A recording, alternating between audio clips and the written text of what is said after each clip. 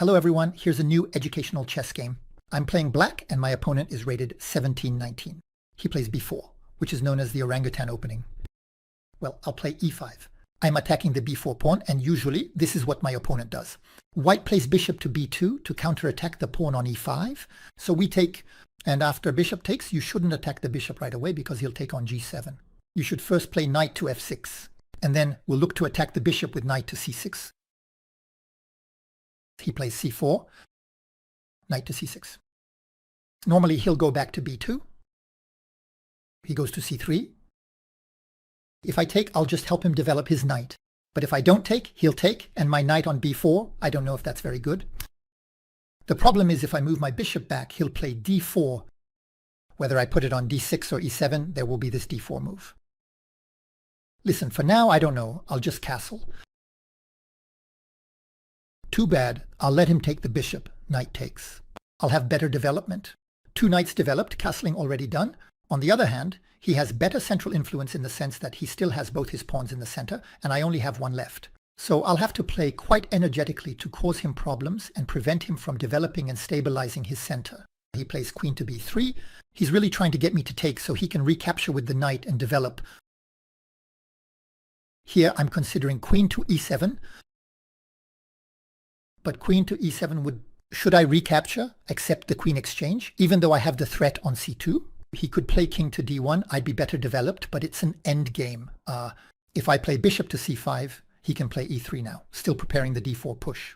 But I'll have rook to e8 to pin. I'll also have to consider other moves maybe, but I'll play bishop to c5. And now queen to b2, I hadn't thought of that either, huh? Queen to b2 to attack the knight. It's not easy to respond to queen to b2, huh? Because moving the knight weakens the g7 pawn, which will be targeted. No, he plays knight to f3, so I need to keep in mind this queen to b2 threat that could happen. While we have a bishop on c5 aiming at f2, we need to look at sacrifices. Bishop takes with check, king takes, knight to g4 or knight to e4 check, king moves back, but I don't really have any follow-up.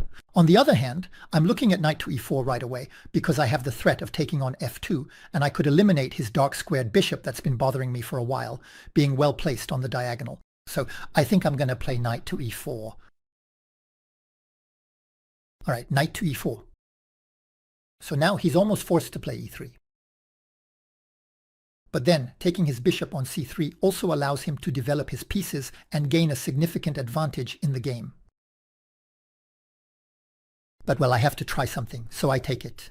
I get the pair of bishops. Still, the extra dark squared bishop I have is going to be hindered by this d4 push at some point. Well, it can always go to b4 on this diagonal, we'll see. Here, I'm thinking about rook to 8. That way, if he plays d4, I can take, because he won't be able to recapture with the pawn. And if he recaptures with the knight, for example, I have to take. So rook to 8. He's going to play bishop to e2. I'm not satisfied with my opening because he's going to manage to play bishop to e2, castle, then push d4 and have a better center. And my pair of bishops won't be able to shine because if I can't get my dark squared bishop into play, the pair of bishops has no advantage. I don't see how to continue, and my bishop has no future here. So I'm going to reposition it. I'm going to bring it back to f8, then play g6 and bishop to g7. Right now it's too exposed on c5. In any case, it would get hit by the d4 push. So instead, I'm going to play a structure with d6, g6, bishop to g7, and we'll see how it goes. I've completely messed up this opening. I had a development advantage, and now I have nothing at all. There we go. I play d6, and he castled kingside earlier. So with g6 and bishop to g7, he'll always have the move d4, which will always block my bishop, but I hope he'll also have trouble developing. Because if he plays d5, he gives me the 5 square. If he takes, I can recapture with the rook, then bishop to g7, and I'll also have the diagonal. So he plays rook to d1, bishop to g7. The idea is to prevent him from developing, to make it hard for him to push e4 by putting pressure on d4, even though he can actually still do it. But well, if he plays e4, maybe bishop to g4, with the idea of taking his knight and then attacking the dark squares. There he plays d5, and that's not a good move. That's not a good move. This is a critical moment. Even though I don't have much time, I'll explain it to you. In this position, there's a material imbalance. I have the dark squared bishop, he doesn't. On the other hand, he has one more piece to play on the light squares. Because my dark squared bishop can't play on the light squares, And when he plays d5, in the end, he's putting his pawns on the light squares, and at the same time, he's opening up my play on the dark squares, the diagonal for my bishop, the fifth square, but at the same time, he's blocking his own light squares because this d5 square can no longer be used by the knight. The diagonal will be closed, and so will this one for his light squared bishop. So I play knight to e5. If he takes, I simply recapture with the bishop. I didn't play the opening well, but here, unfortunately, with this move, he showed that he didn't understand the color imbalance related to the material situation. But I don't have much time left though. So it's an 8-minute game with a 3-second increment per move. And look at this pawn on d5, it's a real problem for him. The knight can't use it, the diagonal is blocked. This one too, the bishop has no way to become active anymore, whereas mine, which was supposed to be shut in by the d4 pawn, is now free. It just goes to show how a single pawn advance can change everything in the position. So he plays f4. And here he weakens his dark squares even more because he pushes my bishop back, but he weakens e3, and not just e3, he weakens the whole diagonal. So he really doesn't understand the concept of color complexes. I think I'm just going to play bishop to g7.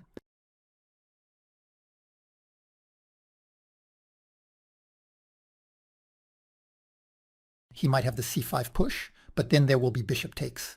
If he wants to break through, he'll have to sacrifice the exchange. That will lead to further material losses here. Or if he plays this dream move c5, bishop takes, he can go take on b7, but the e3 pawn will always fall. And then the knight as well. So there's too much pressure there. There's too much pressure on the dark squares.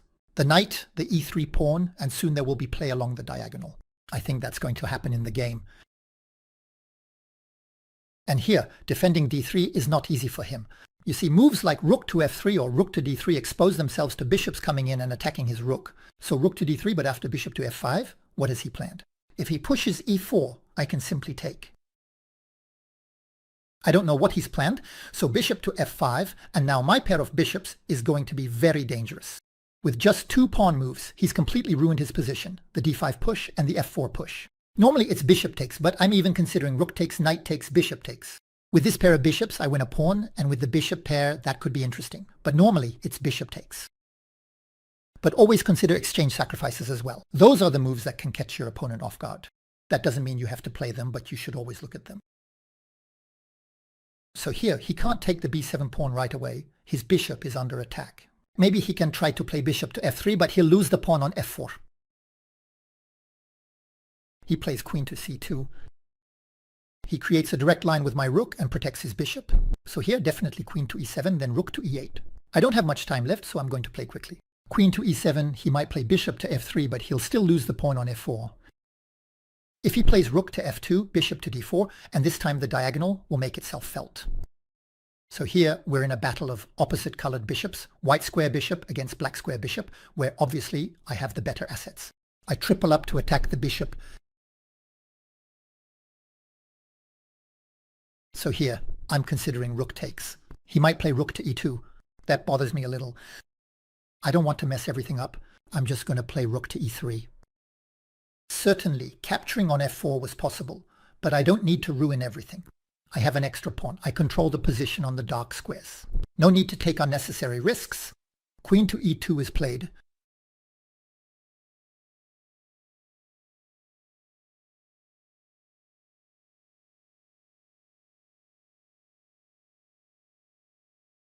Let's go question his rook with bishop to c3. His rook is running out of squares, you see. And if the rook moves, there's the dark square e1. See the play on the dark squares? e3, c3, e1. I'm also looking for diagonals. So now he plays rook to d3. I'm not obliged to react.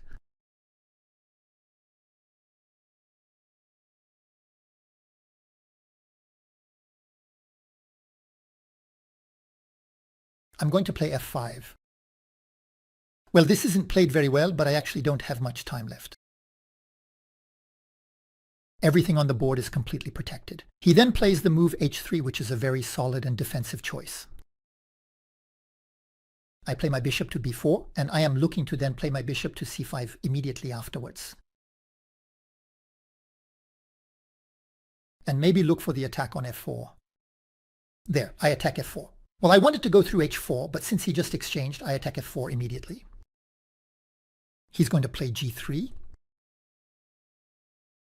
No, he plays queen to c3, queen to c1, where I don't have much time. I play king to g7.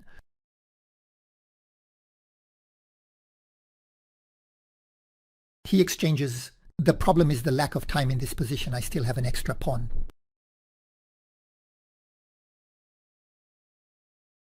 Maybe I should have played b6, but I'm going to play my rook to the a5 square. He currently has significant weaknesses on f4, c4, and a4, which are quite a lot of weaknesses actually. He can play bishop to d1. Oh no, it's pinned. He just played his king to the g3 square. That is truly terrible for him, as it puts him in a very precarious position. Now I have the very strong passed pawn on the a5 square, which is an advantageous position.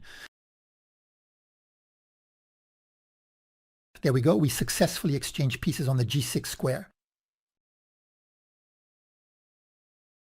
Bishop to e3 is interesting. I attack his rook and his pawn, but he can play rook to b1 to counterattack. That's what bothers me a bit. But well, I'm going to play it anyway. But I don't think I'll go take the pawn. I'm going to play b6.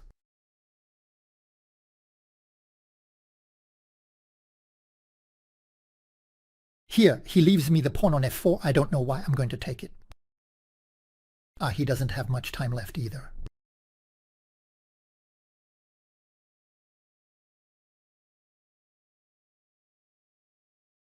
If he pushes the pawn, there's rook takes and mate. If he tries to play g4, he falls all the same. Because here, he might try to play g4, since the f5 pawn is pinned, but there would be rook takes and mate on the dark square, by the way. So, the computer gives me 93% accuracy versus 87 for my opponent. But stay tuned, because I'm not very happy with the opening, and there's a spectacular variation that I absolutely didn't know about, and that I'm going to show you. My opponent starts with the pawn to b4. This is the opening called the Orangutan or the Sokolsky opening. So I play e5, and after bishop to b2, there's the exchange of this wing pawn for the central pawn. Bishop takes b4, bishop takes 5. So you might ask me, why would I accept losing my central pawn for the b4 pawn? Well, quite simply because we're going to gain time by attacking the bishop. I play knight to f6, he plays c4, and then I play knight to c6 to attack his bishop. You can also castle kingside and keep knight to c6 for later. He retreats to c3, and now I castle kingside. And this is where I used to ignore the variation, but I'm going to show it to you. You see, I'm a bit bothered because if I take on bishop c3, it will develop his knight, and then he'll look to finish his development and place his pawns in the center with better central influence. I'm not really sure how to play this position, and I castled kingside, but the computer recommends d5 with a spectacular variation. If he takes on d5, we recapture with the knight. Obviously, if he takes on b4, I'll recapture with my knights, but I was thinking he could take the g7 pawn. Actually, that's not the case. If bishop takes g7, then rook to g8, for example, bishop to b2, and here comes the spectacular move. But if you've never seen it before, you can't even think of it. So I'm going to invite you to try to find it yourself. You can pause the video if you want to look for this incredible move. The move here is knight to e3.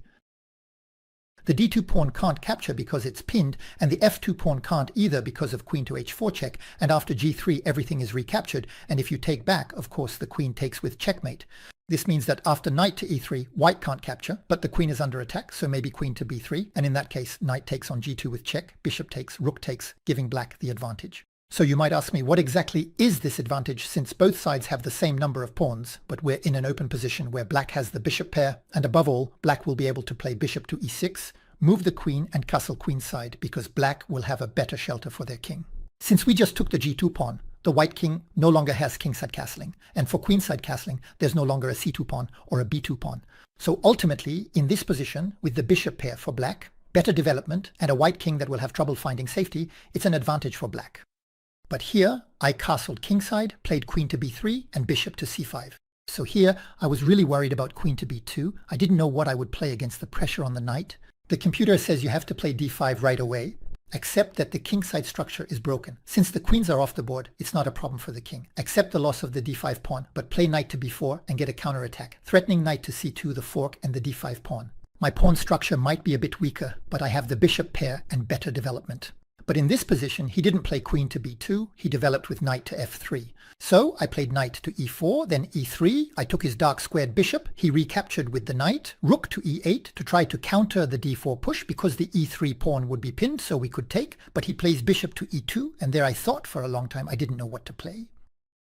I know that my advantage lies in having the dark squared bishop, or at least it's my asset. Even if it's not an advantage, it's at least an asset. But if I'm not able to create any threat at all with my dark squared bishop and after d4, my dark squared bishop will definitely be stifled. That's why I'm going to anticipate the d4 push and play bishop to e8. And that's the computer's best move. After kingside castling, d6, d4 and g6, I find a new diagonal for my bishop. Rook a to d1, bishop to g7, and my goal is to prevent the mobilization of these central pawns to make the e4 and d5 pushes difficult.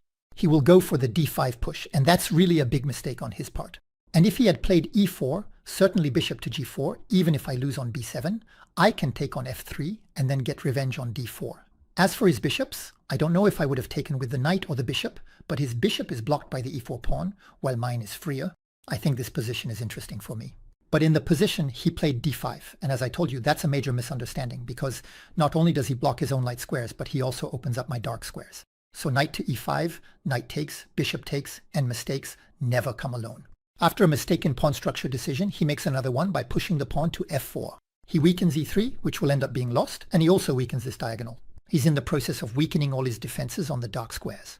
First, with a d5 push, he opens up the dark squares for me, and then after f4 he weakens. He opens up the dark squares even more for me, further weakening his defenses on the dark squares. So bishop to g7, and he gets nothing on the light squares. But the main imbalance here is the imbalance of opposite colored bishops.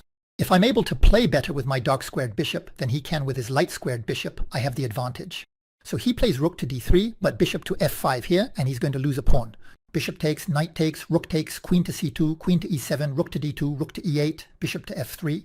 It was possible to take the f4 pawn. I didn't want to take it. I didn't want to be too greedy. I played rook to e3. I'm a pawn up. I have control over the dark squares and a better bishop. I preferred to play this position in a very safe way, knowing that I had less time than my opponent.